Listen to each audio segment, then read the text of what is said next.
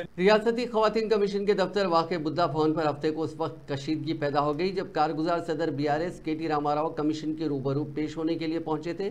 सिर्फ KTR को ही दफ्तर में जाने की इजाज़त दी गई, जिसके बाद BRS की खातून कॉरपोरेटर्स ने एहतजाज शुरू कर दिया।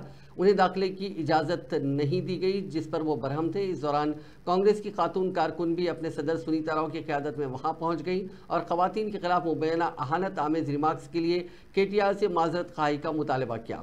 एक मरहले पर उस वक्त सूरत हाल मज़ीद कशीदा हो गई जब BRS और कांग्रेस की खातून कारकुनों में धक्कम पेल शुरू हो गई।